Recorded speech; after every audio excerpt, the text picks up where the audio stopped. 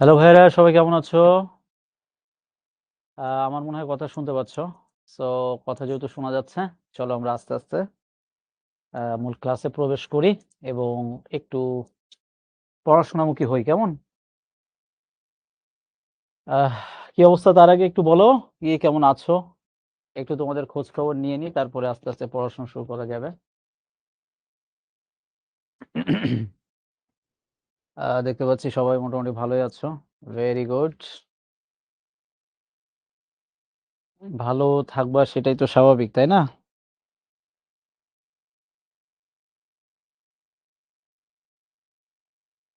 ওকে। এই যে আমিও আছি মোটামুটি। তোমাদের সাথে অনেকদিন পর দেখা হলো মনে হয়। অনেকদিন না, গত সপ্তাহে মনে হয় আমরা একটা ক্লাস করেছি না? আজকে আরেকটা। এবং এতদিন যখন আমরা ব্যাকরণ পড়াচ্ছিলাম ভাইয়া, তোমাদের কিন্তু অনেক ধরনের কথা ছিল যে প্রতিদিন শুধু বলতে যে ভাইয়া প্রতিবেদন কবে পড়াবেন, সারাংশ সারমর্ম কবে পড়াবেন, ভাব সম্প্রসারণ কবে পড়াবেন। এই ধরনের আহ জিজ্ঞাসা কিন্তু মোটামুটি তোমাদের এতদিন ধরে অহরহ আসছিল তোমাদের কাছ থেকে। তো এই জন্য গতদিন ক্লাসে আমরা কি করলাম? গতদিন ক্লাসে হচ্ছে আমরা আহ বিরোচন নিয়ে বেশ কিছুক্ষণ কথা বলেছি, অর্থাৎ লিখিত অংশ নিয়ে বেশ কিছু কথা হলো। এবং গতদিন ক্লাসে আমার যতটা মনে পড়ে, আমি সারাংশ সারমর্ম নিয়ে কথা বলেছি, তারপরে অনুচ্ছেদ নিয়ে কথা বলেছিলাম। আহ আমরা মোটামুটি ভাবে গতদিন ক্লাসে মনে হয় ভাব সম্প্রসারণ নিয়েও কথা বলেছি একটু একটু করে। তো তো এগুলো নিয়ে মোটামুটি কথা হয়েছে। আজকে আমরা বাংলা দ্বিতীয় পত্রের ব্যাকরণের আরো বেশ কয়েকটা জায়গা নিয়ে একটু কথা বলবো। আহ আজকের ক্লাসটা আমরা মূলত ডিজাইন করেছি ২-৩টা টপিক নিয়ে। তার মধ্যে একটা হচ্ছে সংবাদ প্রতিবেদন, ভাব সম্প্রসারণ এবং প্রবন্ধ। ঠিক আছে? এবং তোমাদের যে একেবারে কমন কনফিউশন, কি যেন তোমাদের কমন কনফিউশন? তোমাদের হচ্ছে একেবারে কমন কনফিউশন হচ্ছে যে ভাইয়া আমরা তো প্রতিবেদন লিখতে পারি না। প্রতিবেদন নিয়ে তোমাদের যত ধরনের কনফিউশনের শেষ নাই। আজকে আমরা এই প্রতিবেদন নিয়ে কাজ করব। ঠিক আছে? তারপরে ভাব সম্প্রসারণ কিভাবে লিখে একেবারে ১০ এ ১০ বা ১০ এ ৯ পাওয়া যায়, এটা নিয়ে আমরা কাজ করব। এটার পাশাপাশি হচ্ছে আমরা আজকে প্রবন্ধ নিয়ে একটু কথা বলব।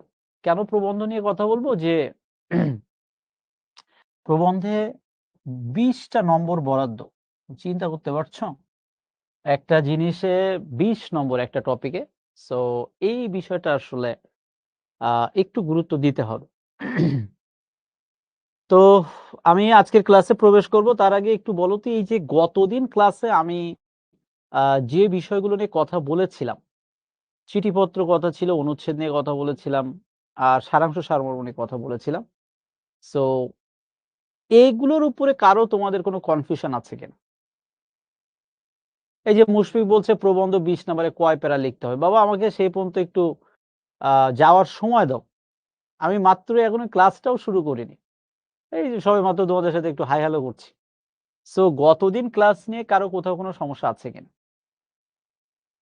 অনেকে বলছে ভাইয়া প্রবন্ধ কয় পেজ লিখতে হবে? বাবা আমাকে একটু ওই পর্যন্ত যেতে দাও। এখনো আমাকে একটু সুযোগ তো দাও। অনেক সব কথা বলে দিব এখানে, এবং আমি যে কথাগুলো বলবো দেখবে এর বাইরে আর কিছু বলার নাই আসলে। রিফাত কি বলছে যেন? রিফাত রাফিয়াত ইসলাম কি বলছে? আহ আপনি জানিয়ে দিবেন এনাম ভাইয়ের কাছে। এনাম ভাইয়ের কাছে কি জানাই দিব? রাফিয়াত বলছে বিরোচন ক্লাসগুলো অনেক ভালো হয়েছে। ইংরেজি শিক্ষকদেরকে যেমন ইংরেজি ফার্স্ট পেপার সেকেন্ড পেপার বিরোচনের মতো করে একটা ক্লাস নিলে ভালো হয়। আহ আপনি এনাম ভাইয়ের কাছে জানিয়ে দিয়েন। ঠিক আছে। রাফিয়াত, তুমি ভালো একটা কথা বলেছো। আমি যতটুকু জানি যে উম এটা নিয়েও তোমাদের ক্লাস হবে। ঠিক আছে? এখন আমি একেবারে পুরোপুরি বলতে পারছি না, তবে আমি যতটা জানি এটা হওয়ার কথা। তা ঠিক আছে ভাই, তুমি আমাকে জানায় দিয়েছো, থ্যাংক ইউ। আমি এনাম ভাইকে জানাই দিব। শুধু এনাম ভাইকে না, তোমাদের দিবা আপু, সামি ভাইয়া, তারপর রিফাত ভাই, আমি ওনাদেরকেও জানিয়ে দিব। ওকে। তো যাই হোক, অনেকে সালাম দিচ্ছ, সবাইকে একযোগে ওয়ালাইকুম আসসালাম, আদাব দিচ্ছ আদাব। এখন চলো আস্তে আস্তে আমরা মূল ক্লাসে প্রবেশ করি। হুম, ঠিক আছে।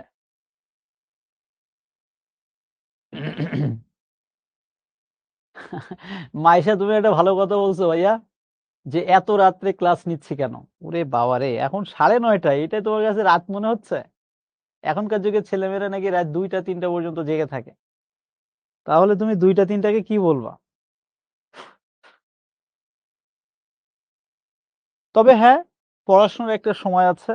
আমি ব্যক্তিগতভাবে মনে করি যে বেশি রাত জেগে পড়াশোনা করা উচিত না। রাত না জেগে বরং তোমরা একটু চেষ্টা করবা একটু সকাল সকাল ঘুম থেকে ওঠার। এখন আমি বলছি না যে সকালে ঘুম থেকে উঠেই ছোটবেলার মতো চিল্লায় চিল্লায় পড়তে হবে। এত পড়ার দরকার নাই। তোমার যদি পড়তে ভালো না লাগে তুমি একটু হাঁটাহাঁটি করবা, সেটাও ভালো। কিন্তু আহ এই যে রাত 3টা 4টা পর্যন্ত জেগে থাকা, অনেকের এই অভ্যাসটা হয়ে গেছে। এইটা কিন্তু আসলে খুব বাজে একটা অভ্যাস। বুঝতে পারছো? এই অভ্যাস থেকে যেভাবে হোক বের হয়ে আসো। সকাল সকাল ওঠার চেষ্টা করবা এবং আস্তে আস্তে সকালে উঠে, যাদের একটু খুব সকাল সকাল ওঠার অভ্যাস হয়ে যাবে, নামাজ কালাম পড়ে বা যে যে ধর্মের আছো প্রার্থনা করে একটু কুল থেকে আস্তে আস্তে পড়াশোনাটা স্টার্ট করে দিও। ঠিক আছে? তো চলো তাহলে আমরা আস্তে আস্তে মূল ক্লাসে প্রবেশ করি। এবং আজকের ক্লাসটা কিন্তু অনেক সহজ একটা টপিক, সহজ ক্লাস। আশা করছি তোমরা বুঝতে পারবা। এখানে না বোঝার কিছু না। নাহিদ একটা প্রশ্ন করছে, ভাই পত্র আর চিঠি কি একই? আরে বাবা, এক। লেটার মানে চিঠি বা পত্র, একই কথা। ঠিক আছে? কিন্তু গতদিন ক্লাসে আমি হচ্ছে চিঠিপত্রের সাথে সাথে যত ধরনের আবেদনপত্র ছিল আমরা গতদিন ক্লাসে এটা আলোচনা করেছি। মানে একটার মধ্যে সবকিছু নিয়ে আমি আলোচনা করে দিয়েছিলাম। ঠিক আছে? সো চলো তাহলে আমরা আজকে শুরু করছি আমাদের এই বিরচনের সবচেয়ে কনফিউজিং একটা জায়গা। সেটা হচ্ছে কি কনফিউজিং একটা জায়গা হচ্ছে প্রতিবেদন। তো আমরা প্রতিবেদন নিয়ে আলোচনা করব, তবে তার আগে ছোট্ট করে আজকের ক্লাসের যে টপিকটা রয়েছে, অর্থাৎ ভাব সম্প্রসারণ, প্রতিবেদন এবং প্রবন্ধ, সেখান থেকে বোর্ড পরীক্ষার প্রশ্ন কেমন হয়ে থাকে, বোর্ড পরীক্ষার প্রশ্ন কেমন হয় আমি একেবারে শুরুতে সেটা আরেকবার দেখিয়ে দিচ্ছি। তোমরা যারা জানো খুবই সুন্দর, কিন্তু যাদের এখনো পর্যন্ত কনসেপ্টে ক্লিয়ার না যে আসলে ভাই বোর্ড পরীক্ষার প্রশ্ন কেমন হতে পারে, আমি তাদের উদ্দেশ্যে আরেকবার দেখিয়ে দিচ্ছি। বোর্ড পরীক্ষায় সাধারণত কি হবে, 2টা ভাব সম্প্রসারণ আসবে, 2টা থেকে একটার উত্তর করতে হবে, যে কোনো 2টা থেকে একটা। এই যেমন ঢাকা বোর্ড 2025 সালের সর্বশেষ শিক্ষাবর্ষে আসা প্রশ্নটা আমি একটু এখানে দেখিয়ে দিলাম। দেখো 2টা ভাব সম্প্রসারণ এসেছে, একটার উত্তর করতে হবে। এরপরে কি, সংবাদ প্রতিবেদন, সাধারণত 2টাই সংবাদ প্রতিবেদন আসে এবং 2টা থেকে যে কোনো একটারই উত্তর করতে বলা হয়। তো 2টা থেকে একটা প্রশ্ন উত্তর করলে মোটামুটি হয়ে যাবে এবং আজকে আমরা সংবাদ প্রতিবেদন নিয়ে বেশ ভালো একটা সময় কাজ করব। এটার পাশাপাশি কি অনেকেই জানে না যে প্রবন্ধ বা রচনা কিন্তু 3টা থেকে একটার উত্তর করতে হবে। অনেকে মনে করে যে 5টা মনে হয় আসবে, এর থেকে একটা উত্তর করতে হবে, বাস। মনে রাখবো আমরা 5টা কিন্তু অপশনে থাকবে না, অপশনে থাকবে একটা এবং ওই একটারই অপশনে থাকবে 3টা থেকে একটারই উত্তর করতে হবে। তো চলো তাহলে আমরা আস্তে আস্তে শুরু করি। আমরা শুরু করছি আমাদের অনেক দিনের কনফিউশন, যে সংবাদ প্রতিবেদন। তো চলো সংবাদ প্রতিবেদন নিয়ে একটু কথা বলা যাক। আমরা প্রথমেই যে বিষয়টা একটু মনে রাখবো সেটা হচ্ছে এই প্রতিবেদনের ইংরেজি হচ্ছে রিপোর্ট। রিপোর্ট কাকে বলে? আগে বইয়ের কথা বাদ, আগে তোমরা আমার কথা শোনো। ঠিক আছে? আমার কথা শুনলেই অটোমেটিক ভাবে কনসেপ্টটা বুঝতে পারবে। একটা সময় ছিল যে ছেলেমেয়েরা মোটামুটি সবাই পত্রিকা পড়তো, কিন্তু এখন আসলে পত্রিকা পড়ার সে অভ্যাসটা আস্তে আস্তে কমে যাচ্ছে মানুষের। বিশেষ করে এই যে ইউটিউব, ফেসবুক বা বিভিন্ন সোশ্যাল মিডিয়া আসার পরে এই পত্রিকা পড়ার একটা অভ্যাস যেটা ছিল এটা আসলে কমে গেছে। তো আমরা যেটা মনে রাখবো যে পত্রিকা আমরা না পড়ি, অন্তত একটু চোখ কান খোলা রাখবো। যেমন তোমরা এখন ক্লাস 9 এর শেষ পর্যায়ে, ক্লাস 10 এ উঠে যাবে কয়েকদিনের মধ্যে, 2-3 বছর পরে বিভিন্ন বিশ্ববিদ্যালয়ে ভর্তি পরীক্ষা দিতে হবে, তাই না? তো বিভিন্ন বিশ্ববিদ্যালয়ে ভর্তি পরীক্ষা দিতে যেয়ে তুমি দেখতে পাবা যে ভাই, তোমার যদি চোখ কান খোলা না থাকে, মানে কি বলবো, তোমার পক্ষে আসলে অ্যাডমিশন টেস্টে অনেক জায়গায় ভালো করাটা কঠিন হয়ে যাবে। মানে অ্যালার্ট থাকতে হবে বর্তমানে কোথায় কি হচ্ছে কি না হচ্ছে, যতদূর পারা যায়। আমি বলছি না যে সবকিছু খেয়াল রাখতে হবে। আর এমনি আমি মনে করি যে একটা সুনাগরিক হিসেবে তোমার চোখ কান খোলা রাখা উচিত। ঠিক আছে? এখন এই কথাটা কেন বললাম? তোমরা পত্রিকা রেগুলার পড়ো আর না পড়ো, তোমরা কিন্তু অনেক পত্রিকা দেখেছো ছোটবেলা থেকে পর্যন্ত। কথা ঠিক? ইয়েস, কথা ঠিক। তো পত্রিকা খুলে দেখবা, পত্রিকায় যে বিষয়ে নিউজ করা হয়।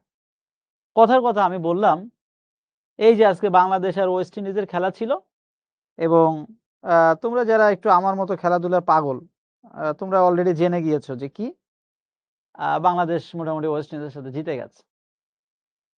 তারপর এই যে কিছুদিন আগে আমরা আফগানিস্তানের সাথে খেলে আসলাম শারজাতে, আবুধাবিতে, ভয়াবহ বাজে খেলে আসছে। তার আগে এশিয়া কাপে খেললাম, সেখানেও আমাদের ভরাডুবি অবস্থা। তো এই কথাটা বলছি এই জন্যে, মনে করো যে আজকে বাংলাদেশ ওয়েস্ট ইন্ডিজের খেলা হলো, এই খেলা নিয়ে কালকে বাংলাদেশের যে কোনো পত্রিকায় দেখবা, প্রত্যেকটা পত্রিকায় খেলার পাতা আছে, খেলার পাতাতে যেয়ে দেখবা এই আজকের খেলা নিয়ে অনেক ধরনের অনেক কিছু লেখা হয়েছে। খেলার পাতায় তুমি ঢুকেই দেখবা। এখন তুমি ওই খেলার পাতায় যে একটা জিনিস খেয়াল করে দেখবা, মনে করো যে আজকের খেলা নিয়ে অনেক কিছু হয়েছে, কিন্তু দেখবে খেলার পাতায় শিরোনাম থাকবে, এবং লক্ষ্য করে দেখবা শিরোনামটা থাকবে হচ্ছে একেবারে অল্প কথায়, 2-3টা শব্দ বা সর্বোচ্চ 4-5টা শব্দে একটা শিরোনাম। এই শিরোনামটা খুব গুরুত্বপূর্ণ, জানো? অর্থাৎ শিরোনাম দেখেই কিন্তু আমরা সবসময় বুঝি যে আসলে, মনে করো যে একটা পত্রিকা আমরা শুরুতে কি দেখি, আগে শিরোনামটা দেখি, তারপরে শিরোনাম দেখে আমরা অনেক ক্ষেত্রে আইডিয়া করতে পারি যে আসলে এটার মধ্যে কি লেখা হয়েছে বা এটার মধ্যে কি আছে। আমরা কিন্তু মোটামুটি ভাবে একটা আইডিয়া করে ফেলতে পারি। এই কথা ঠিক আছে না? ইয়েস। তো এই যে কথাগুলো আমি বলছি, আমার প্রথমে শিরোনাম দেখলাম, শিরোনামের পরে তুমি খেয়াল করে দেখবা লেখা থাকে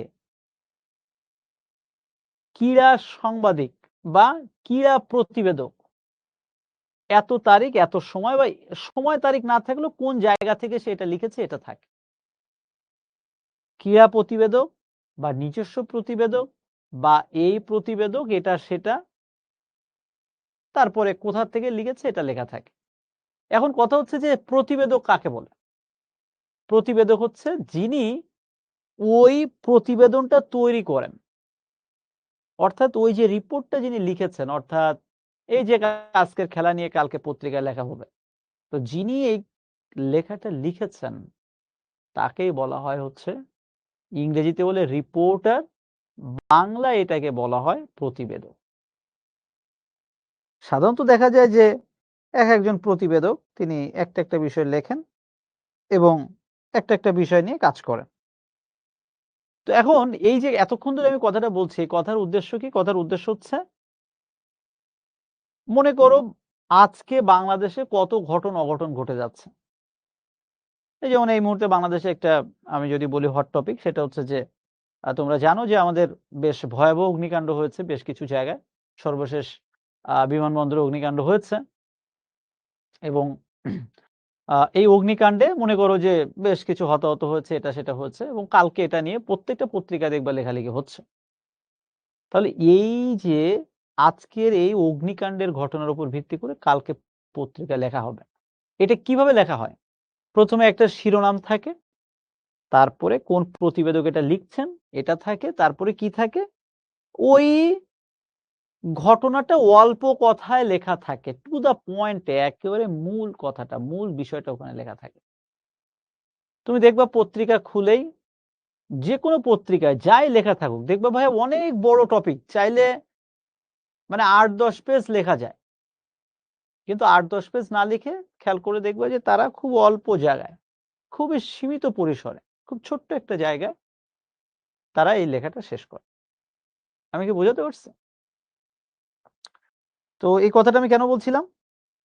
যে প্রতিবেদন কাকে বলে? তোমরা যারা এখনো পর্যন্ত বোঝো না, তোমাদের উদ্দেশ্যে এটাই বোঝাতে চাচ্ছি যে প্রতিবেদন হচ্ছে যেকোনো সংবাদ মাধ্যমে প্রকাশের উপযোগী যেকোনো একটা মানে সংবাদ, যেটা একজন প্রতিবেদক তৈরি করে থাকেন এবং তিনি সেটা ওই সংবাদ মাধ্যমে পাঠানোর মাধ্যমে দেশবাসীকে বা জনগণকে জানাতে চান বিষয়টা, ঘটনাটা এরকম।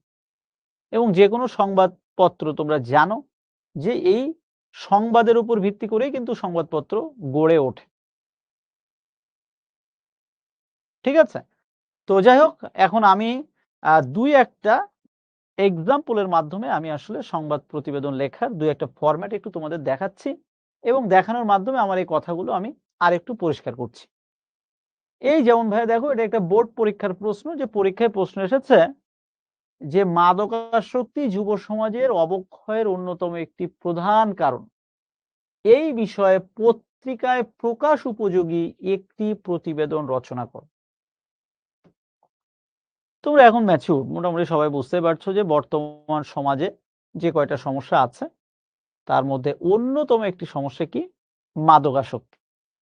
তো তুমি ধরে নাও যে তুমি তোমার এলাকায় এই মুহূর্তে মাদকাসক্ত লোকের সংখ্যা বা জনগোষ্ঠীর সংখ্যা অনেক অনেক অনেক বেড়ে গেছে। এখন তোমার এলাকায় এই সমস্যাটা এখন এতটাই প্রবল আকার ধারণ করেছে, তুমি চাচ্ছ যে কোনো একটা পত্রিকায় তোমার একটা লেখা প্রকাশিত হোক, যে লেখাটা পড়ে এলাকার যারা স্থানীয় জনপ্রতিনিধি রয়েছে তারা যেন এটা নিয়ে একটু হলেও অ্যালার্ট হয়, একটু হলেও পদক্ষেপ নেয়। এখন আমাদের দেশে যে জনপ্রতিনিধি তারা আসলে পদক্ষেপ নিবে কি নিবে না এটা তাদের ব্যাপার। তবে তুমি একটা পত্রিকায় লিখে মোটামুটি ভাবে সবার দৃষ্টি আকর্ষণ করতে চাচ্ছ।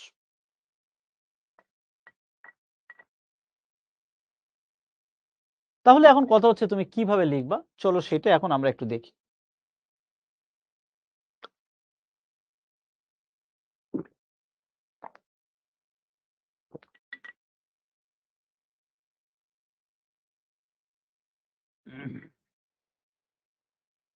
লেখার ধরনটা কি হবে? প্রথম কথা হচ্ছে, আমি একটু আগে যেটা বলছিলাম, যে কোনো প্রতিবেদনের একেবারে প্রথম কথা হচ্ছে অবশ্যই একটা শিরোনাম থাকতে হবে। যদি শিরোনাম না থাকে, বিশ্বাস করো ভাইয়া, তোমার অটোমেটিক ভাবে -2।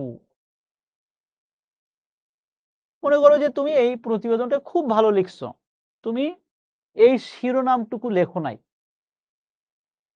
তাহলে তোমার অটোমেটিক আগে 2 বাদ। তখন তোমার মার্কিং করা হবে 8 এর মধ্যে, 10 এর মধ্যে না। তাহলে তুমি বুঝতে পারছো যে শিরোনাম নাম্বার পাওয়ার জন্য হলেও অন্তত তোমার লেখা উচিত। এবং সবসময় একটা কথা মনে রাখবো, আমরা শিরোনাম লিখবো একেবারেই অল্প কথায়। যে কোনো পত্রিকা খুলে দেখবা অনেক বড় ঘটনা, কিন্তু শিরোনাম 2-3টা শব্দ। মানে শিরোনাম তুমি যত অল্প কথায় অল্প জায়গায় লিখবা, ওই শিরোনাম শুনতেও তত ভালো লাগে, দেখতেও ভালো লাগে। যেমন মাদককে না বলুন, দেখো তো শব্দ কিন্তু এখানে 3টা, অথচ এই 3টা শব্দের মধ্যে কিন্তু অনেক ভারী কিছু বোঝানো হচ্ছে। তুমি তোমার মতো করে লিখতে পারো, বিষয়টা এমন না যে বইয়ে যেটা লেখা আছে এটাই লিখতে হবে। তুমি তোমার মতো করে লেখো। যেমন তুমি লিখতে পারো এরকম যে মাদকাসক্তির করাল গ্রাসে, বা মাদকাসক্তির করাল গ্রাস। শুনতে একটু কঠিন লাগছে শব্দটা, বাট ভালো শব্দ। তারপর তুমি লিখতে পারো মাদকাসক্তির অভিশাপ। দেখো 2টা শব্দ লিখেছি, কিন্তু শুনতে কিন্তু ভালো লাগছে। তো এই যে কথাগুলো বলছি, কথাগুলোর উদ্দেশ্য কি? উদ্দেশ্য হচ্ছে একটাই, শিরোনাম সবসময় হবে অল্প কথায়, অল্প জায়গায়, অল্প একটু জায়গায়, অল্প কথায় শিরোনাম হবে।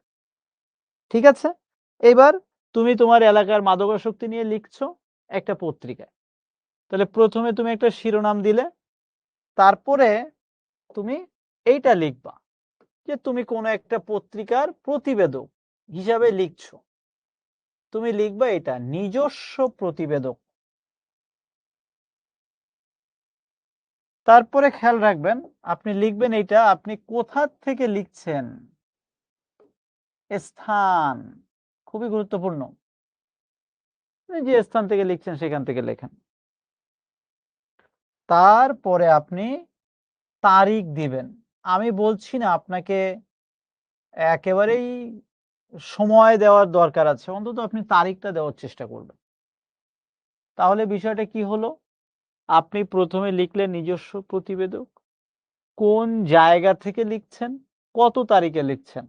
আমি যদি একেবারে সংক্ষিপ্ত আকারে এখানে লিখে দিই, সেটা হচ্ছে স্থান এবং তারিখ বা সময়।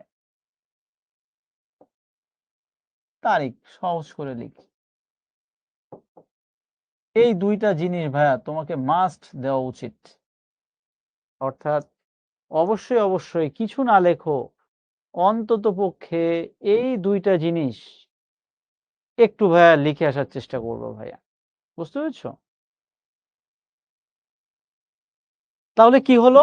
তুমি ১ম এ টাইটেল দিলে, নিজস্ব প্রতিবেদন, কোন জায়গা থেকে লিখছো, কত তারিখ লিখছো। এইবার তুমি দেখো, লেখাগুলো পড়ে দেখো কত সুন্দর করে অল্প কথায় লেখা। প্রতিবেদনে সবসময় চেষ্টা করবা যত কম কথায় লেখা যায়, যত ভালোভাবে লেখা যায়। এক্ষেত্রে তোমাদের একটা কমন প্রশ্ন যে ভাইয়া প্রতিবেদন কতটা লিখতে হবে? ভাই আমি মনে হয় তোমাদের গতদিন ক্লাসে একটা কথা বলেছিলাম, আবার বলছি। জীবনে কখনো কোয়ান্টিটিকে ফোকাস করবা না। জীবনে সবসময় ফোকাস করবা কোয়ালিটিকে। মনে করো তুমি ৫ পেজ লিখছো, ভুগি-চুগি লেখা, বুজুং-বাজুং লেখা, তাহলে ভাই লেখার দরকার নেই। তার থেকে তুমি ২ পেজ লেখো, ভালোভাবে লেখো। তুমি হয়তো মনে করো যে টিচাররা খাতা পড়ে না, ও যা লিখবো তাই হবে। বিশ্বাস করো তোমার এই আইডিয়াটা সম্পূর্ণ ভুল। হ্যাঁ, টিচার হতে পারে তিনি হয়তো লাইন বাই লাইন পড়েন না বা সবকিছু পড়েন না। আমি কথার খাতিরে ধরে নিচ্ছি। কিন্তু একজন সম্মানিত শিক্ষক যিনি সত্যিকার অর্থে একজন কোয়ালিফাইড টিচার, তার কাছে খাতা মানে তিনি ধরার সাথে সাথেই বুঝতে পারেন যে এর মধ্যে কি আছে। আসলে বোঝা যায়, বুঝতে পারছো? তুমি হয়তো ভাবছো যে হয়তো বোঝা যায় না, কিন্তু আসলে বোঝা যায়। আর টিচার খাতা পড়বে কি পড়বে না এটা তোমার তো চিন্তা করার কিছু নাই। তোমার কাজ ভালোভাবে লেখা, তুমি লিখে আসবে। আচ্ছা এখন তাহলে ভাই প্রতিবেদন কতটা লিখবো? আমার ব্যক্তিগত পরামর্শ, এই পাতা, এই পাতা, ২ পাতা থেকে ২.৫ পাতা। এর বেশি লেখার দরকার নেই। আবার বলছি, এই যে খাতার এই ১ পাতা, এটা উল্টে আরেকটা পাতায় লিখলে। তাহলে কয় পাতা হলো? ২ পাতা। আর যদি বেশি লিখতে ইচ্ছা করে ২.৫ পাতা। এর বেশি লেখার দরকার নেই।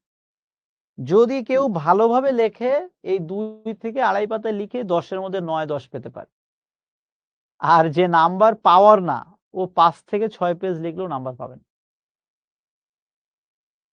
তুমি মনে করো যে ১ পাতায় সব মিলায় লাইন লিখছো ৭ থেকে ৮ লাইন বা ৮ থেকে ১০ লাইন। টিচার কি বোকা এটা বোঝে না? আর একজন মনে করো ১ পাতায় লিখছে ১৫ লাইন। দেখলেই বোঝা যায় লেখার মধ্যে ফাঁকিঝুঁকি। সো এই ছোট্ট বিষয়টা আমরা একটু মনে রাখবো। কত পাতা লিখতে হবে এটা নিয়ে চিন্তা করার কিছু নাই। এবং সবসময় প্রতিবেদনের ক্ষেত্রে স্পষ্টভাবে টু দ্য পয়েন্টে অল্প কথায় লিখবা। তুমি দেখো কত সুন্দর পয়েন্ট এখানে এনেছি। মাদকাসক্তি নিয়ে দেখো কত সুন্দরভাবে এখানে লেখা হয়েছে। অল্প লেখা কিন্তু একেবারেই অ্যাবসোলিউট লেখা।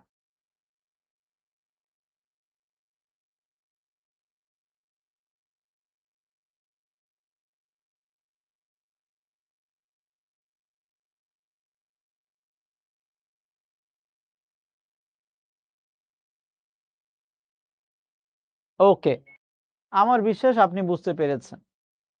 এবার আপনি একটা কাজ করবেন, আপনি সুন্দরভাবে লেখাটা শেষ করলেন, লেখার পরে বাস আপনি লেখা শেষ করে ফেললেন। এবার আপনি ২-৩টা বিষয় একটু মাথায় রাখবেন। আমি আপনাদের একটু চোখে আঙুল দিয়ে দেখা দিচ্ছি।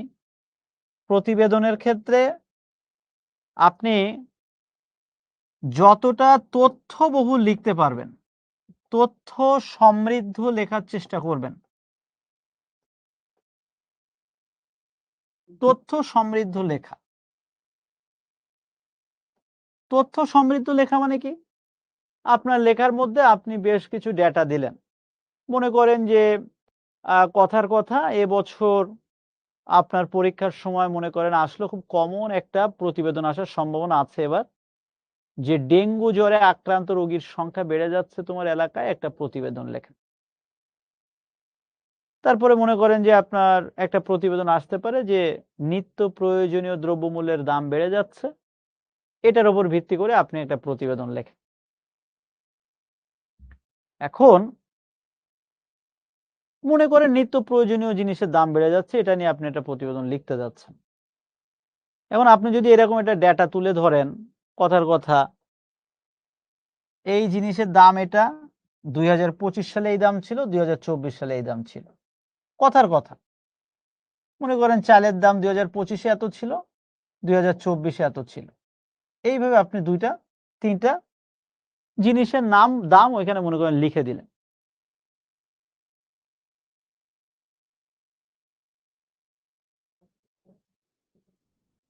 বলেন তাহলে কত সুন্দর হবে।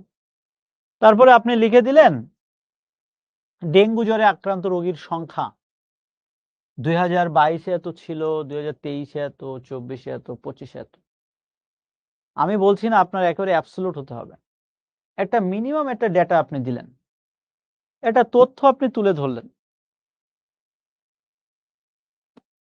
আপনি বলেন তো আপনার নাম্বার কি বেড়ে যাবে না? লেখার মধ্যে এরকম অনেক কিছু লেখা যায় ভাই।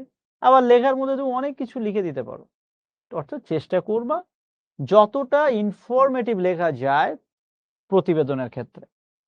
আরেকটা বিষয় আমি একটু বলি আপনাদেরকে।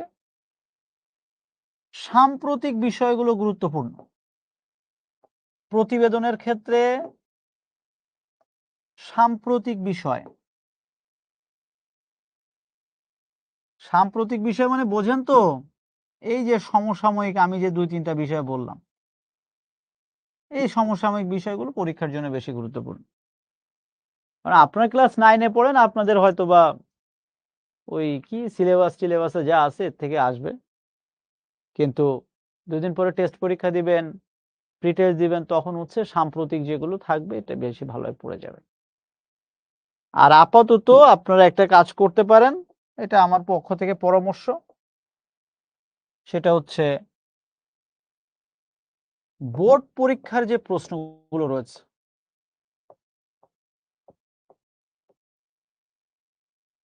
বোর্ড পরীক্ষার প্রশ্ন। মনে করেন আমি ধরে নিচ্ছি আপনি ঢাকা বোর্ডের স্টুডেন্ট। ঢাকা বোর্ডে বিগত ৫ বছরে প্রতিবেদন থেকে কোন প্রতিবেদন এসেছে, আপনারা দয়া করে একটু সেগুলো বোর্ড পরীক্ষার প্রশ্নগুলো একটু দেখবেন।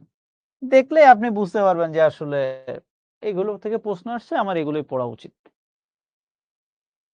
এট লিস্ট বোর্ডের প্রশ্নগুলো তুমি সুন্দরভাবে শেষ করো। ঠিক আছে? Thank you. তো ভাইয়া দেখো আমি কিন্তু প্রতিবেদন নিয়ে আমি আস্তে কথা বলছি। কিন্তু আমি কিন্তু সব বুঝায় দিলাম। কি পড়া উচিত, কিভাবে লেখা উচিত, কোনগুলো পরীক্ষায় আসতে পারে, কোনটা আসতে পারে না। ইভেন আমি কিন্তু এটাও বলেছি আপনি কতটুকু লিখবেন সেটাও বলেছি। এবার আমি ছোট্ট করে কমেন্ট বক্সটা একটু অন করে দিচ্ছি। আমি এতক্ষণ যা বললাম আমাকে কাইন্ডলি একটু বলবেন আপনারা সবাই কি বুঝতে পেরেছেন? বা প্রতিবেদন নিয়ে কারো কোথাও কোনো কনফিউশন আছে কিনা? একটু কাইন্ডলি কমেন্ট বক্সে জানাবেন। প্রতিবেদন নিয়ে কারো কোথাও কোনো প্রকার আর কনফিউশন আছে কিনা? উল্টাপাল্টা কমেন্ট করেন না ভাইয়া। যদি কোনো লজিক্যাল প্রশ্ন থাকে তাহলে জিজ্ঞেস করেন। উল্টাপাল্টা প্রশ্ন করে ভাইয়া আপনার এনার্জি নষ্ট করেন না, আমারও এনার্জি নষ্ট করার দরকার নেই। চট্টগ্রাম আবু হুরায়রা বলছে মাদ্রাসা কত সালের প্রশ্ন। এই আবু হুরায়রা ভাইয়া তুমি কি বললে ভাইয়া?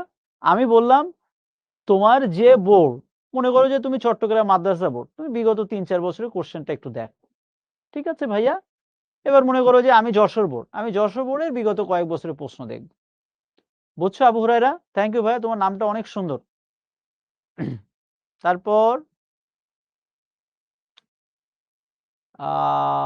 মাহবুল হাসান, আপনার কথা সবগুলো ভালো সেট করেছি। বাহ, থ্যাংক ইউ।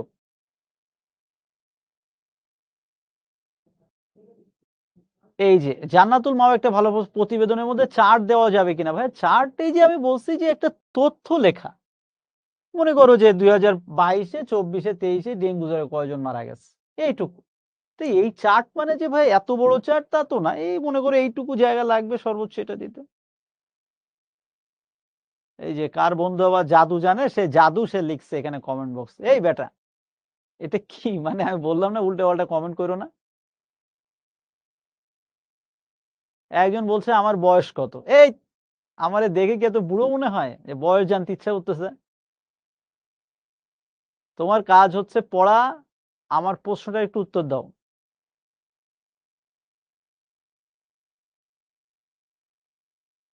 শিরোনাম লেখার ব্যাপারটা আরেকবার বুঝায় দেন।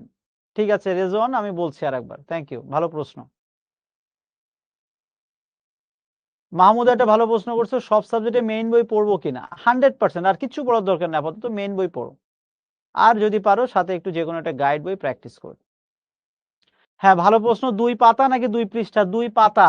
এই এক পাতা, এই এক পাতা, এই পাতার উল্টো আরেক পাতা। এই ফারহান, এটা কি প্রশ্ন করছো? আমি সবার সামনে করে দিব এই প্রশ্নটা বলবো? আমি আর না বলি। প্রতিবেদন, আতিকা বলছো যে প্রতিবেদন পয়েন্ট আকারে লেখা যাবে কিনা? না ভাই, পয়েন্ট দেওয়ার দরকার নেই। একটা ভালো প্রশ্ন করছো।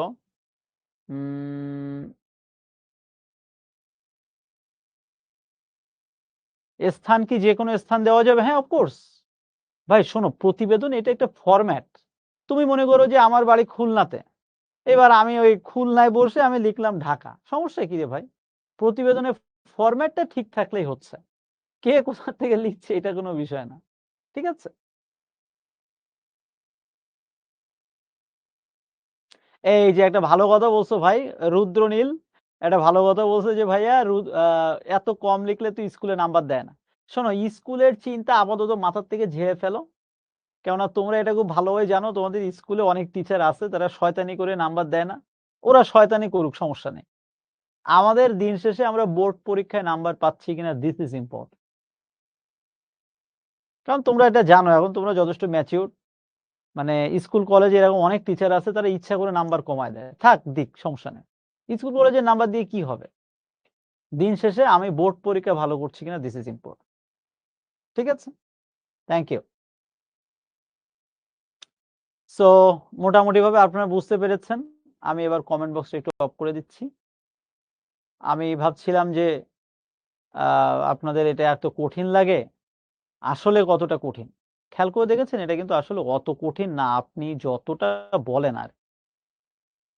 ওকে, ওকে, তাহলে আমরা এখন আরেকটা সংবাদ প্রতিবেদন একটু দেখি। মনে করো যে তোমার নাম নিলয়, তোমার গ্রামের বাড়ি এইখানে, সাম্প্রতিক বন্যায় তোমার এলাকা খুব ক্ষতিগ্রস্ত হয়েছে। জনজীবনের বিবরণ দিয়ে দৈনিক পত্রিকায় প্রকাশ উপযোগী একটা প্রতিবেদন রচনা করো। ঠিক আছে? তো এই যে জিনিসটা আমি লিখতে যাব, এই যে বিষয়টা আমি এখন লিখতে যাব, এই লেখার আগে আমাকে একটু পরিকল্পনা করতে হবে। তোমাদেরকে একটা গুরুত্বপূর্ণ কথা বলি, রিটেন পার্টে যে কোনো কিছু লেখার আগে অন্তত একটু পরিকল্পনা করে নিবা। মানে একটা রোড ম্যাপ যেন তোমার তৈরি হয়। আমাদের দেশের ছেলে মেয়েদের একটা বড় সমস্যা কি জানো? ওরা লেখে আর ভাবে, ভাবে আর লেখে। এই লিখতে যে এই করে, এবং লেখার শেষে মনে হয়, ইস রে, আমি যদি ওইটা লিখতাম এটাই মনে হয় ভালো হতো। ইস, আমি যদি ওইটা করতাম এটাই মনে হয় ভালো হতো। মানে লেখার পরে যে মনে হয় যে আমি এটা কি করলাম। আজকের ক্লাসের সবচেয়ে গুরুত্বপূর্ণ কথা এটা রিটেন ক্লাসে বা এই বিরোচন ক্লাসে সবচেয়ে গুরুত্বপূর্ণ কথা আমার পক্ষ থেকে, কোনো কিছু লেখার আগে তুমি অন্তত হলেও 1 মিনিট একটু চিন্তা করে নিবা। তাহলে দেখবা ভাই তোমার লেখার মান অনেক ভালো হয়ে গেছে। আমরা মনে করি যে ওই 1 মিনিট ভাই চিন্তা করতে যেয়ে তো আমার অনেক সময় চলে যাবে। না ভাই, বিশ্বাস করে এতে সময় যায় না। বরং এতে তোমার লেখার মানটা আরো ভালো হবে। আমি কি তোমাকে বোঝাতে পেরেছি? জাস্ট এইটুকু মনে রাখলেই হবে যে তোমার কোয়ালিটি লেখার জন্য একবার চিন্তা করে নিবা একটা বিষয়। তারপরে আস্তে আস্তে ওই অনুযায়ী লেখার চেষ্টা করবে। দেখবে অনেক ভালো হচ্ছে। তো এই যেমন যে তোমার এলাকায় বন্যা নিয়ে তুমি এখন লিখতে যাচ্ছ। এই যে একটু আগে মনে হয় কে একজন বলছিল যে ভাই শিরোনামটা আরেকবার বুঝায় দেন। শিরোনাম হবে সবসময় সহজ কথায়, অল্প কথায়, অল্প একটু জায়গায়। যেমন আমি হলে এই আর এতটা লিখতাম না। আমি আরো ছোট করে লিখতাম। তো এখন যাই হোক, আমরা ছোট মানুষ, আমরা একটু লিখলাম, সমস্যা নেই, যে বন্যায় ক্ষতিগ্রস্ত রতনপুরের জনজীবন। এখন এখানে রতনপুরটা কেন দেওয়া হয়েছে? যে এখানে প্রশ্নের মধ্যে রতনপুর দেওয়া আছে, এই জন্য রতনপুরটা দিতে হলো। কিন্তু যদি এলাকার নাম নির্দিষ্ট করে না দেওয়া থাকতো তাহলে ওই রতনপুর দরকার ছিল না। ক্লিয়ার? তাহলে আমার কথা কি ছিল? প্রথমে শিরোনাম লিখব, আমি শিরোনাম লিখেছি। তারপরে কি কথা ছিল? এই যে কমন কথা, নিজস্ব প্রতিবেদক লেখার কথা ছিল, লিখেছি। তারপরে কি লেখার কথা ছিল? কোন স্থান থেকে লিখছি, লিখেছি। তারপরে কত তারিখে কোন সময় লিখছি। তোমরা অনেকেই জিজ্ঞেস করেছো যে ভাইয়া তারিখ মানে লিখলে হলো কিনা, লেখা দরকার আছে কিনা। ভাইয়া তুমি অবশ্যই লিখবা, তারিখ একটা দিলেই হইল। মনে করো এখানে লেখা 19শে জুলাই 2025, তুমি ওখানে লিখে ফেলো 2022 সালের 23শে সেপ্টেম্বর, কোনো সমস্যা নেই, বাট দিতে হবে। কেন দিতে হবে? Because this is the format of writing a report, অর্থাৎ প্রতিবেদন লেখার এটা একটা নিয়ম। And you can not go beyond this rules and regulations. তোমাকে অবশ্যই নিয়মের মধ্যে থাকতে হবে। এবার দেখো তুমি বন্যা নিয়ে তো কত কিছু লিখতে পারো। এবার তুমি লেখার চেষ্টা করবা অল্প কথায়, সুন্দর করে, টু দা পয়েন্টে লিখবা। একেবারে অল্প কথায় সুন্দর করে টু দা পয়েন্টে লিখবা। ওকে, থ্যাংক ইউ। দেখো এখানে কত, দেখো তথ্য তুলে ধরা হয়েছে। Look at this slide please. এটা আমি এনমিএনমি দেইনি, তোমাদেরকে দেখানোর জন্য। দেখো কতগুলো ঘরবাড়ি ধ্বংস হয়েছে, ডেটা দেওয়া হয়েছে। কত কিলোমিটার রাস্তা ক্ষতিগ্রস্ত হয়েছে, কত একর জমির ফসল নষ্ট হয়েছে, কি কি রোগে আক্রান্ত হয়েছে, কতজন মানুষ মারা গেল, কয়টা স্কুল কলেজের ক্ষতি হলো, কোন রাস্তাঘাটের কি ক্ষতি হয়েছে। খেয়াল করে দেখছো তথ্যগুলো কেমন? তোমাদেরকে আমি একটু বলছিলাম যে প্রতিবেদন লিখবা ইনফরমেটিভ লেখা, এই হচ্ছে ইনফরমেটিভ লেখা। তোমার একটা দোস্ত, মানে তোমার এক ফ্রেন্ড, সেও লিখবে, তুমিও লিখবা। তুমি জাস্ট দেখো তো এই লেখা মধ্যে একটা ছোট পার্থক্য আছে কিনা। আসলে লিখলে তো অনেক কিছুই লেখা যায়, লেখার তো দেশে শেষ নাই, বাট এই লেখাটা স্ট্যান্ডার্ড লেখা কিনা জাস্ট তুমি আমাকে সেটা বলো। তো তোমার কাছে যদি মনে হয় ভাই এটা স্ট্যান্ডার্ড, তুমিও চেষ্টা করবে স্ট্যান্ডার্ড লেখার, সমস্যা কোথায়? আমি কি বোঝাতে পেরেছি? স্ট্যান্ডার্ড লিখবা, ভালো হবে। এবং আমি কিন্তু একটা জিনিস তোমাদের বোঝাতে চাচ্ছি যে ভাই এই তথ্যগুলো একেবারে অ্যাবসলুট তথ্য হবে তা না, এ তো সায়েন্স না রে ভাই। 20টা জায়গায় 50টা, 50টা জায়গায় 100টা লেখো, সমস্যা নেই, বাট এই মানের লিখবা, এই আর কি। তো থ্যাংক ইউ। এইভাবে লিখলে লেখার শেষে এবং প্রতিবেদনের শেষে চেষ্টা করবা একটু ফিনিশিং কিছু লেখার, এটা ফাইনাল টাচ থাকবে, যে আমি যথাযথ কর্তৃপক্ষের দৃষ্টি আকর্ষণ করছি যেন এই বিষয়ে অনতিবিলম্বে একটু পদক্ষেপ নেওয়া হয়। আমি কি বোঝাতে পেরেছি? কত সহজ, বাট তোমরা এটাকে জটিল করে ফেলো। তো আমার মনে হয় যে আমরা প্রতিবেদন নিয়ে বুঝতে পেরেছি, আমাদের আর বেশি কিছু আসলেই প্রতিবেদন নিয়ে অন্তত বোঝার আর বেশি কিছু নাই। তো চলুন তাহলে আমরা এরপরে সবচেয়ে সহজ আরেকটা টপিক ভাব সম্প্রসারণে একটু চলে যাই। চলুন তাহলে আমরা ভাব সম্প্রসারণ থেকে একটু ঘুরে আসি।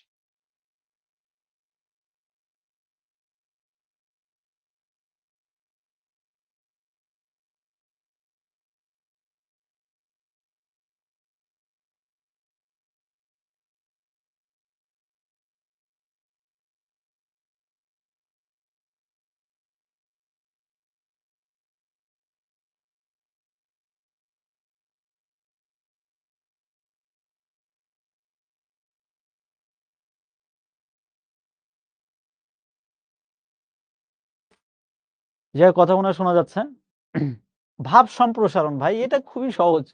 তোমরা সেই মনে হয় ক্লাস 6 না 7 থেকে মনে হয় ভাব সম্প্রসারণ লিখছো না? তো তুমি সবই পারো। এখন আমি তোমার এই পারাটাকে আরেকটু বেশি শক্তিশালী করে দিচ্ছি। ঠিক আছে? আমি বিশ্বাস করি যে ভাব সম্প্রসারণ তোমরা সবাই পারবা। এখানে না পারার কিছু নাই রে ভাই, সব পারবা।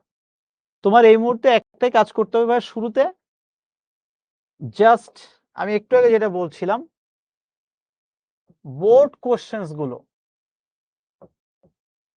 বোর্ড প্রশ্নগুলো আমি বিশ্লেষণ করব। আমি ধরে নিচ্ছি যে বোর্ডে আছি, আমি দিনাজপুর বোর্ডে আছি, সিলেট বোর্ডে আছি, রংপুর বোর্ডে আছি, চট্টগ্রাম বোর্ডে আছি, বরিশাল বোর্ডে আছি, যে বোর্ডে আছি, আগে আমার বোর্ডের যে বোর্ড প্রশ্নগুলো আছে আমি আস্তে আস্তে এইগুলোই পড়বো। তোমরা অনেকে বলো যে ভাইয়া ভাব সম্প্রসারণ মুখস্থ করতে হবে। ভাই এ কি মুখস্থ করার জিনিস? এ কি মুখস্থ করা লাগে? আমি বুঝলাম না। একবার দুইবার চারবার পড়ো, আমি নিশ্চিত করে বলতে পারি ভাইয়া তুমি পারবা। তুমি সায়েন্সের সাবজেক্ট পারো,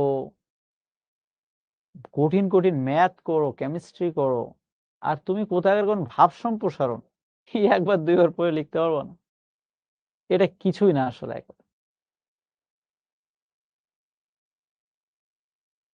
এখানে বানানটা কিন্তু ভুল হয়েছে, খেয়াল করছো? ভাব সম্প্রসারণ হয়ে গেছে, বানানটা হবে ভাব সম্প্রসারণ। সম্প্রসারণ অর্থাৎ ভাবের যে প্রসারণ সেটাই হচ্ছে ভাব সম্প্রসারণ। এবার আপনাদেরকে দুইটা কথা বলি, একটু মনোযোগ দিয়ে শুনবেন। আপনি ভাব সম্প্রসারণকে মোটা দাগে 3টা ভাগে ভাগ করে ফেলবেন। মনোযোগ দিয়ে শুনেন, আমি কিন্তু একবারই বলবো, এত রাত্রে এক কথা বারবার বলা যাবে না। একটা ভাব সম্প্রসারণ আপনি লিখছেন, প্রথমে শিরোনাম তো লিখবেন, শিরোনাম মাস্ট। শিরোনাম প্রশ্ন থেকে দেখে দেখে সরাসরি কপি পেস্ট করবেন। এবার শিরোনাম লেখার পরে আপনি পুরো ভাব সম্প্রসারণকে 3টা ভাগে ভাগ করে ফেলবেন। প্রথমে যেটা লিখবেন সেটা হচ্ছে মূল ভাব। মূল ভাব জিনিসটা কি? একটা ভাব সম্প্রসারণ এসেছে, ওইটার একেবারে মূল বক্তব্য। মূল বক্তব্য আপনি লিখলেন 2 থেকে 3 লাইন।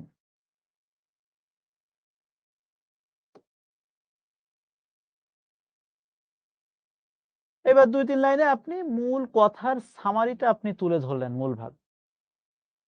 এরপরে আপনি কি লিখবেন?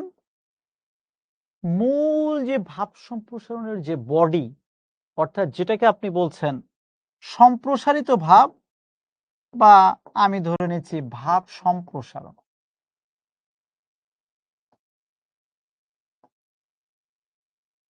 আমি এখানে আপনাকে পরামর্শ দিব, আপনি সর্বোচ্চ হলে 15 থেকে 20 লাইন লেখেন, এর বেশি লেখার দরকার নেই।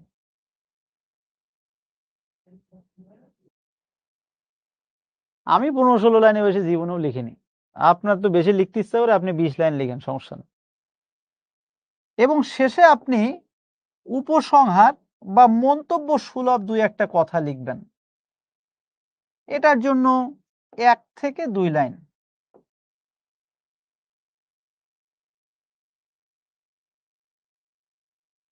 এখন একটা কথা বলি ভাইয়া, এটা কিন্তু আমার পরামর্শ। আপনি আবার কালকে আপনার স্কুলের টিচারের সাথে যে মারামারি করেন না, যে আমার এক স্যার আছে শিখতে পড়ায়, এক ভাইয়া আছে উনি এই লিখতে বলছে। ভাই আমার কথা এটা আমার পক্ষ থেকে, ঠিক আছে? তোমার টিচার যার কাছে পড়ো, স্কুলে যার টিচার সেটা তার মতো সেই চলুক, বাট আমি এই যেটা লিখে দিলাম, these are the standard format, এর থেকেও স্ট্যান্ডার্ড আর কিছু হয় না। হ্যাঁ, এটা 19-20 হতে পারে, কিন্তু তুমি এটা আমূল পরিবর্তন করতে যাবা, তুমি ক্ষতিগ্রস্ত হবে।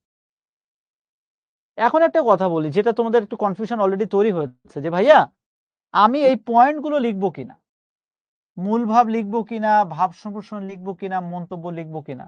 এটা না লিখলেও সমস্যা নেই, কিন্তু লেখার ফরম্যাটটা যেন এরকম থাকে, অর্থাৎ প্রথম দিকে 2-3 লাইন এরকম মূল ভাব, পরে হচ্ছে এটার ভাব সম্প্রসারণ, পরে বক্তব্য। খেয়েছে, আমি কি বোঝাতে পারছি? অর্থাৎ আপনি যদি পয়েন্ট আকারে লেখেন, মূল ভাব, ভাব সম্প্রসারণ, মন্তব্য, খুবই ভালো। আর যদি নিতান্ত আপনার লিখতে ইচ্ছা না করে, আপনার লেখারই দরকার নাই, তবে প্রথমে 2-3 লাইন লেখা হবে ঠিক মূল ভাবের মতো, পয়েন্ট দিতে হবে না, আপনি লেখেন ঢালাও ভাবে লিখে আসেন। ভাব সম্প্রসারণে এরকম ঢালাও ভাবে লেখেন, মন্তব্য যেও শেষে 1টা লাইন 2টা লাইন লিখে দেন, ঢালাও ভাবে লেখেন, নো পয়েন্ট, সমস্যা নেই। আমি কি বোঝাতে পেরেছি? Thank you. আপনি আর একটা বিষয় একটু মাথায় রাখবেন, সেটা হচ্ছে, এটা একান্ত আমার ব্যক্তিগত প্রয়োজন, পরামর্শ, সেটা হচ্ছে যদি পারেন, না পারলে দরকার নাই,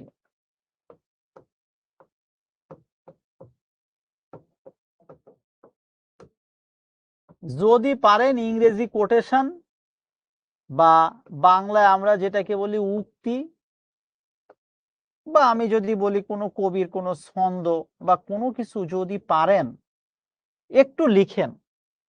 আর যদি নিতান্তই না পারেন, দরকার নাই ভাই, নেই মামার চেয়ে কানা মামা অনেক ভালো, দরকার নেই। আপনি পারছেন না, দরকার নেই। কিন্তু তাই বলে মনে করেন আপনি জেমসের একটা গান রে 2 লাইন লিখে দিয়ে আপনি লিখে দিয়ে আসলেন কাজী নজরুল ইসলাম বলেছেন, বিশ্বকবি রবীন্দ্রনাথ ঠাকুর বলেছেন, এই নাটক করার দরকার নেই। আপনি যদি মনে করেন যে ভাই আমি পারবো, আমার কোনো এক কালে কোনো এক জায়গায় এক প্রবন্ধ পড়েছিলাম, সেখানের একটা ছন্দ আমার মনে আছে, আমি ভাই এটা ভাব সম্প্রসারণে লিখতে চাচ্ছি, লেখেন, সমস্যা, চেষ্টা করবেন। আর একটা কথা বলি, যদি মনে হয় যে আপনি এই ছন্দ বা কোটেশন পারছেন, আপনি চেষ্টা করবেন এটা একটু কি কালি বলে এটা, নীল কালি বা সবুজ কালি, যাই হোক, এটা দিয়ে একটু লেখা। আবার অনেক পোলাপান আছে নীল কালি সবুজ কালি দিয়ে লিখতে, যে তারা লাল কালির প্রয়োগ করে আসেন, মাপ চাই ভাই, ওই লাল কালি দিয়ে লেখার থেকে না লেখাই ভালো। ক্লিয়ার? অর্থাৎ তুমি যদি পারো নীল কালি দিয়ে লিখো, না পারলে ওই যে কালো কালি দিয়ে লিখছিলে ওটা দিয়ে লেখো। আমি এটা কেন লিখতে বলছি, যে পুরো খাতায় তুমি 2টা ছন্দ লিখেছো, একটা কোটেশন লিখছো, প্রবন্ধে লিখেছো, ভাব সম্প্রসারণে লিখছো, এটা যেন একটু টিচারের নজরে পড়ে, জাস্ট এই জন্য। এখন তোমার যদি মনে হয় যে ভাইয়া আমি হচ্ছে গাধা দা গ্রেট, আমি নীল কালি দিয়ে লিখতে যে আমি হচ্ছে লাল কালি দিয়ে লিখতে পারি, তাইলে মাপ চাই, দরকার নেই লেখা। এই আমি বুঝাতে পারছি? আর আমার মনে হয় যে তোমরা মনের ভুলেও লাল কালি নিয়ে কেউ পরীক্ষার হলে যাবা, দরকারও নাই। সো আমার মনে হয় ভাব সম্প্রসারণ নিয়ে আমি যেগুলো বলেছি আপনারা বুঝতে পেরেছেন। এই যেমন দেখেন, এটা বিশ্বকবি রবীন্দ্রনাথ ঠাকুরের একটা পৃথিবী বিখ্যাত কথা, যে অন্যায়কারী এবং অন্যায় সহ্যকারী উভয় সম অপরাধে অপরাধী। দেখেন আমি আপনাকে 3টা পয়েন্ট লিখতে বলেছিলাম, আবার এটাও বলেছি আপনি পয়েন্ট না লিখলেও সমস্যা নেই, কিন্তু দেখেন এরা কিন্তু বেটারা পয়েন্ট লিখিনি, কিন্তু আমি যেভাবে বলেছিলাম তাই করেছে। প্রথম 2-3 লাইনে মূল বক্তব্য কি বোঝাতে চাচ্ছে, এই শিরোনামের সেটা সে লিখছে এখানে।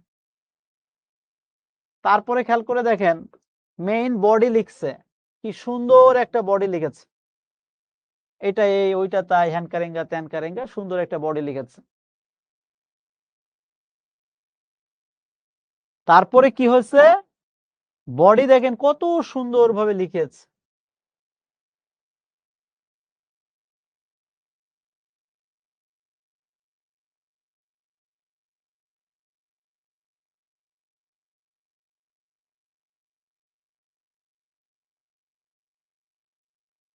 তারপরে যে কি হচ্ছে, এই যে আসলে বস্তু জগতে এটা সেটা সেটা শেষে যে মন্তব্য সুলভ একটা দুইটা লাইন লিখে দিচ্ছে।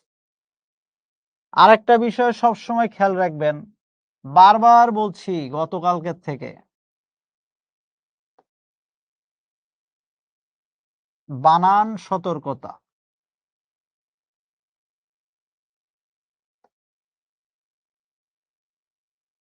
বানান বিষয়ে আপনাকে সর্বোচ্চ সতর্ক হতে হবে। একজন সম্মানিত শিক্ষক সবচেয়ে বেশি বিরক্ত হন যখন দেখেন আমাদের কোমলমতি ছোট ছোট ভাইয়েরা বোনেরা তারা বানানে হাফেজ, এক একজন এত বানানের বিশ্রী অবস্থা যে আজকাল ইন্টারমিডিয়েট লেভেলে একটা কোশ্চেন করা হয়েছে 5 নম্বরে শুধু বানান ঠিক করার জন্য। অর্থাৎ বানান থেকে একটা প্রশ্ন আজকাল আসছে, আগে এগুলো আসতো না, এখন আসে। তো যাই হোক, আপনারা একটু বানান বিষয়ে সতর্ক থাকবেন। সো আমি ছোট্ট করে একটু কমেন্ট বক্সটা অন করে দিচ্ছি। আমি এতক্ষণ ভাব সম্প্রসারণ নিয়ে যেটুকু বক্তব্য উপস্থাপন করলাম, খুবই সহজ কথা বলেছি, আপনারা বুঝতে পেরেছেন কিনা, কারো কোথাও কোনো প্রকার কনফিউশন আছে কিনা? If you have any confusions please share.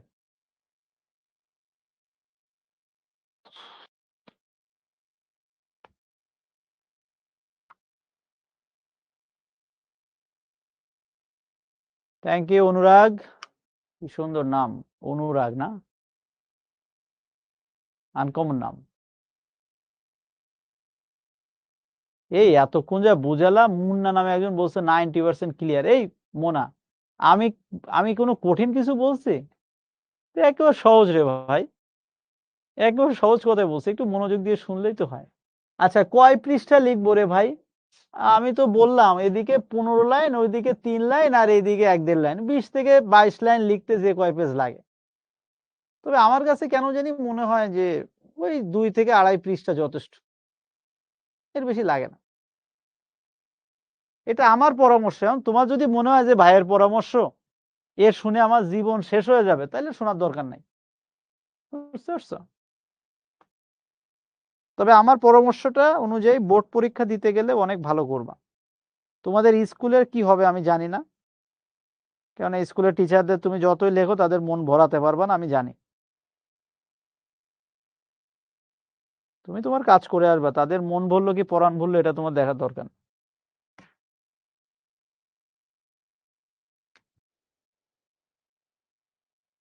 Thank you.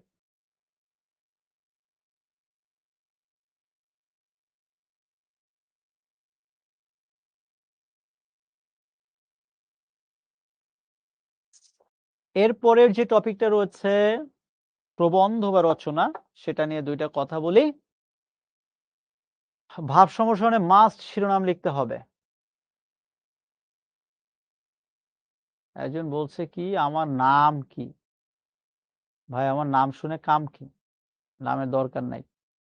এখন চলুন আমার কাম শেষ করে নিই, আমি অনেক রাত হয়ে গেছে, আর 10-15 মিনিটের বেশি সময় নিব না। তারপরে আমরা ক্লাসটা শেষ করব, ঠিক আছে? একজন বলছে আমার লেখা 15 লাইন কিনা। ভাই আমার লেখা অত খারাপ না। সো আমার মনে হয় যে আমি এক পেজেই প্রায় 15-16 লাইন লিখতাম। তো 15-16 লাইন এক পেজে লিখলে আমি যদি 2 পাতা লিখতাম তাহলে বোঝো 30 লাইন এমনি হয়ে যায়। সো 30 লাইন হয়ে গেলে আমার মনে হয় যে টিচার নাম্বার না দিয়ে কি করব, নাম্বার দিতে বাধ্য। ঠিক আছে দিব্য, আমার কথা বুঝতে পারছো? এই জান্নাতুল একটা প্রশ্ন করছে, উক্তি কি মাঝে দিব না শেষে? বাবা তোমার যেখানে ইচ্ছে সেখানে দিও। বুঝতে পারছো ভাইয়া? যেখানে পারো দাও। তবে আমার কেন জানি মনে হয় একটু মাঝে দিলে দেখতে ভালো লাগে। ওকে, এরপরে আমরা যেটা চলে যাব, জন্ম হোক যথাতথা। এই যে দেখো একটা ভাব সম্প্রসারণ যথারীতি ঠিক এরকম প্যারা প্যারা করে লেখা, এবং প্যারা করে লেখার ফলে দেখো কত সুন্দর হয়েছে, অনেক সুন্দর হয়েছে। এরপরে আমরা যেটা করব প্রবন্ধ। আমি প্রবন্ধের একটা সাজেশন তোমাদের কাছ থেকে চাই। তুমি যে যে বোর্ডে আছো, তুমি এই মুহূর্তে একটাই কাজ করবা প্রবন্ধের, সেটা হচ্ছে বোর্ড প্রশ্ন বিশ্লেষণ করবা। বোর্ড প্রশ্ন বিশ্লেষণ করে, আমি ধরে নিচ্ছি তুমি ঢাকা বোর্ডে বিগত 5 বছরের বোর্ডের প্রশ্ন আগে বিশ্লেষণ করো। করে তুমি একটা খাতায় একটা পেজে লেখো যে নাম্বার 1 সাজেশন এইগুলো, নাম্বার 2 সাজেশন এটা, নাম্বার 3, সর্বোচ্চ তুমি 10 থেকে 12টা ঠিক এইরকম সাজেশন তৈরি করে তোমাদের যে শিখবো জিতবো গ্রুপ আছে সেখানে আমাকে মেনশন করে আমাকে দেখাবা। আর যদি সেটা না পারো, তোমাদের ক্লাস 9 একাডেমিক প্রোগ্রাম আছে, এখানে আমাকে মেনশন করে দেখাবা যে ভাইয়া আপনার কথা শুনে আমি আমার বোর্ড পরীক্ষার প্রবন্ধের সাজেশন তৈরি করেছি, আপনি একটু দেখে দেন। আমি দেখে দিব, যদি আমার কোনো মূল্যবান বক্তব্য থাকে আমি সেখানে রিপ্লাই করব। আর আমি এই কাজটা তোমাদেরকে কেন দিচ্ছি, আমি চাই আমার ছোট্ট ছোট্ট ভাইয়ারা, ছোট্ট ছোট্ট লক্ষ্মী বোনেরা, লক্ষ্মী ভাইয়ারা, তারা নিজেরা নিজেদের সাজেশনটা তৈরি করুক। এই সারা জীবন অন্যের সাজেশন তৈরি করা, সাজেশন পড়ে পরীক্ষা দিতে যাওয়া, এটা আমার পছন্দ না।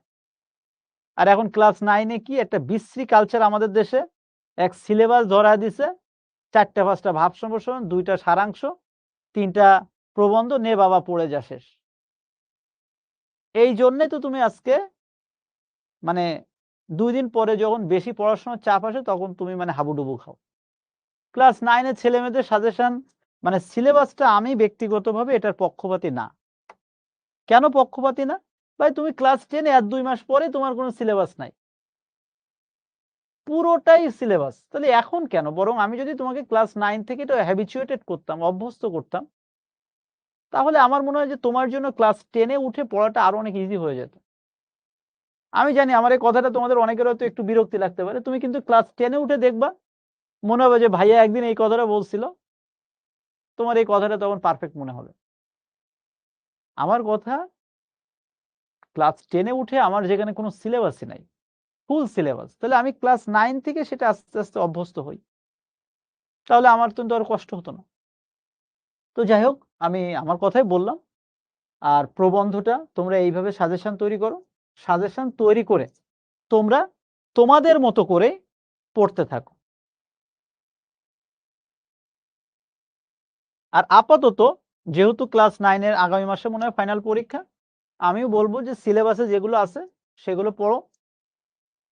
আপাতত পরীক্ষাটা তো ভালো হোক, তারপরে ক্লাস 10-এ যা হয় হবে। এবার আমার কথা হচ্ছে, প্রবন্ধ আমি কিভাবে লিখে বা সর্বোচ্চ নাম্বার পাবো? আমার বেশ কয়েকটা জায়গায় পরামর্শ আছে। একেবারে প্রথম যে পরামর্শ আমার, সেটা হচ্ছে আপনি কিছু ভালোভাবে লেখেন আর না লেখেন, প্রবন্ধের মধ্যে আপনি সবচেয়ে ভালোভাবে লিখবেন 2টা জায়গা, ভূমিকা আর উপসংহার। খুব সুন্দরভাবে ভাবে ভূমিকাটা লিখবা, যেন কোনোভাবেই বানান ভুল না হয়। বারবার বলছি, বানান বিষয়ে সর্বোচ্চ সতর্ক থাকতে হবে। আমি কি বোঝাতে পেরেছি?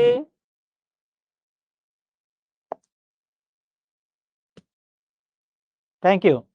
আমি বানান বিষয়ে সর্বোচ্চ সতর্ক থাকলাম, ভূমিকা লিখব এবং উপসংহারের ক্ষেত্রে।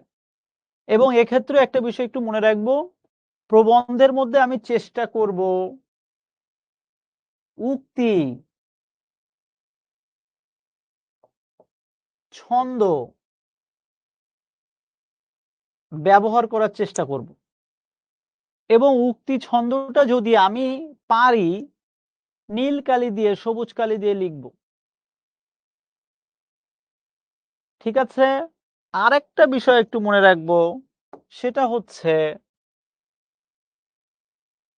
প্রবন্ধের যে প্রত্যেকটা যে পয়েন্টগুলো রয়েছে, মেইন পয়েন্টগুলো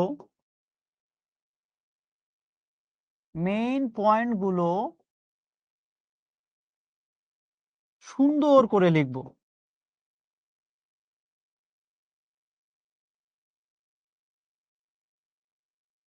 সুন্দর করে লেখা বলতে কি বোঝায়? এমন ভাবে লিখবো যেন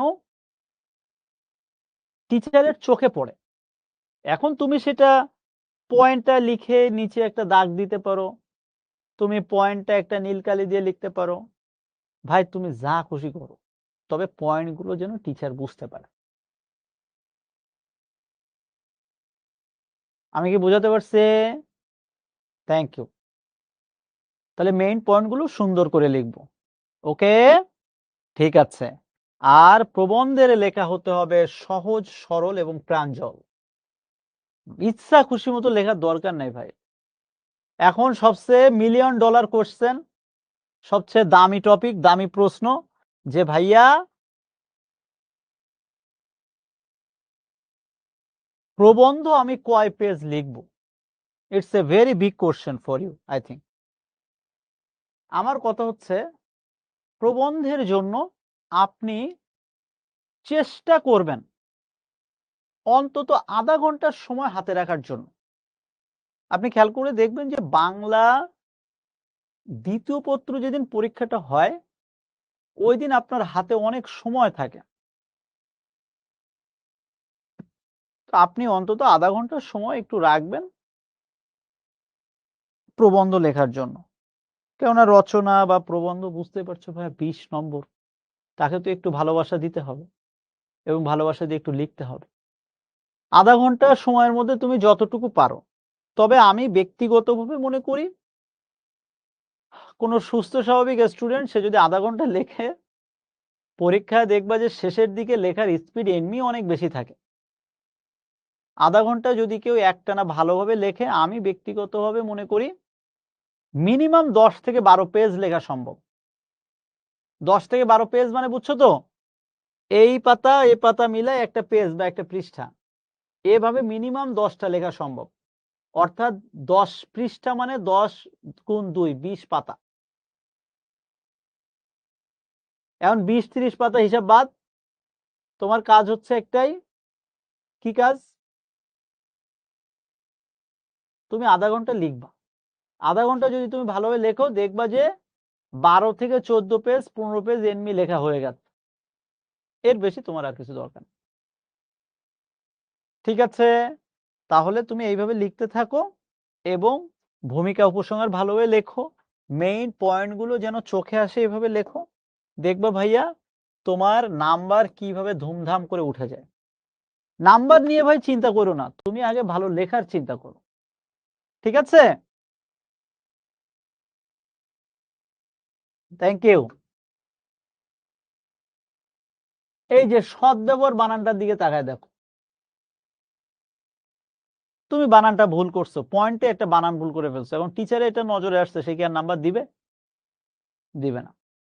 দিবে না, না, বাট নাম্বার কমে যাবে। তো এই জন্য আমি বারবার বলছি যে ভাইয়া একটু ভালোভাবে লেখার চেষ্টা করো। এই যে দেখো, লেখার মধ্যে খুব সুন্দর করে একটা ছন্দ তুলে ধরা হচ্ছে। দেখো, ওর নাম্বার বাড়বে না থেকে আমার নাম্বার বাড়বে, যে আমি কিছুই লেখিনি খাতায়। তো এই ছোট ছোট বিষয়গুলো না, এটা একটু খেয়াল রাখতে হবে। এই ছোট বিষয়গুলো অনেক সময় অনেক বড় প্রভাব ফেলে পরীক্ষার হলে।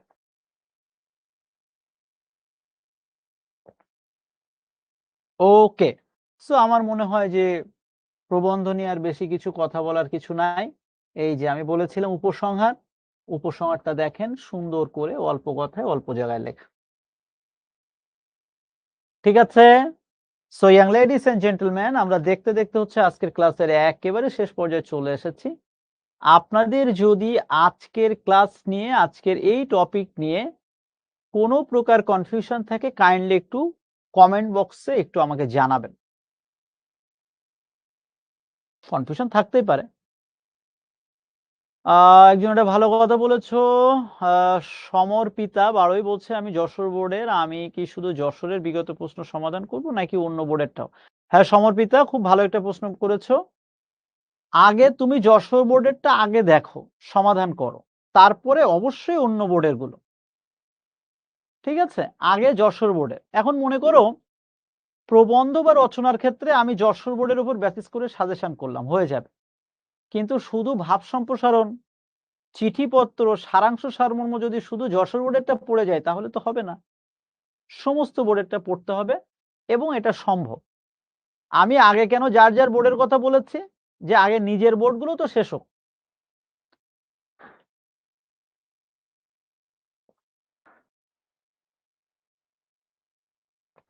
Thank you. So is there any confusion regarding today's class? যদি কোথাও সমস্যা থাকে আমাকে বলো। মিফতাহুল জান্নাতি, থ্যাংক ইউ। এই যে এই জাহিদ এখন এসে জিজ্ঞাসা করতেছে প্রবন্ধ কয় পৃষ্ঠা লিখবো। আমি একটু আগে মনে হয় 2-3 বার বলছি এই কথা। আধা ঘন্টার সময় রাখবা, যতদূর পারো লিখবা, শেষ। এই লেখা দেখবা শেষের দিকে লেখার স্পিড অনেক গুণ বেশি থাকে। তোমরা এত চিন্তা করতেছো কেন? আধা ঘন্টা যদি কেউ লেখে মিনিমাম হলেও 12 থেকে 14 পেজ লিখতে পারে ভাই, যার হাতের লেখা যতই স্লো থাকে। প্রবন্ধ মুখস্থ করবো কিনা? না ভাই, প্রবন্ধ মুখস্থ করার দরকার নেই, বারবার বারবার পড়তে থাকো, এমনি পারবা, মুখস্থ করার দরকার নেই। তবে পয়েন্টগুলো যেন মনে থাকে। পয়েন্টগুলো মনে রাখার জন্য আমি যেটা পরামর্শ দেই, যে ভাইয়া আমি ধরে নিচ্ছি তুমি 10টা প্রবন্ধের সাজেশন করেছো, তুমি ওই 10টা প্রবন্ধের 10টা-15টা করে তো পয়েন্ট আছে, তুমি সুন্দর করে খাতায় শুধু পয়েন্টগুলো লিখে রাখো। পরীক্ষার আগের দিন শুধু ওই পয়েন্টগুলো পড়ে যাবে, আর কিছু পড়া লাগবে না।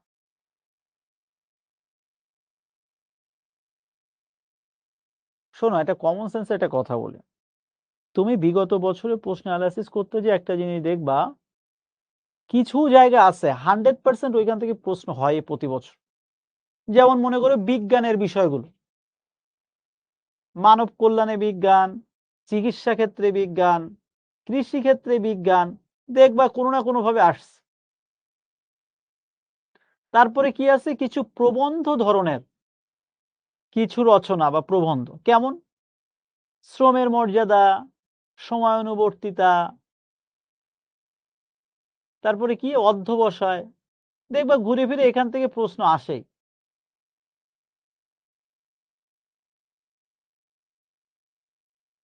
তো এগুলো একটু পড়ে গেলে কি হয় রে ভাই, মানে এগুলো না খুব কঠিন কিছু না।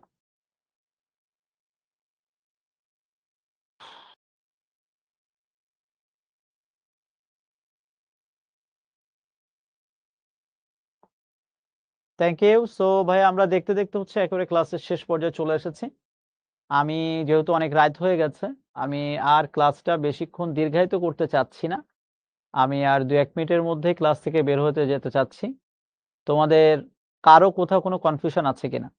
অনেকে সারমর্ম নিয়ে কথা বলছো, অনুচ্ছেদ নিয়ে কথা বলছো। ভাইয়া, গতদিন সারমর্ম এবং অনুচ্ছেদ নিয়ে অনেক কথা বলেছি আমি, অনেক। যদি পারো ওই ক্লাসে রেকর্ডিং আছে, রেকর্ডিংটা একটু শুনে আসো, দেখবা তুমি অটোমেটিক ভাবে বুঝতে পারবা। কেননা আমি এখন এই 5 মিনিটে ওইটা নিয়ে কথা বললে তুমি আসলে সব বুঝবা না। ঠিক আছে, দরকারও নাই। রেকর্ডিংটা দেখে আসো, প্রয়োজনে স্পিড বাড়ায় দিয়ে দেখো, শোনো, সমস্যা নেই।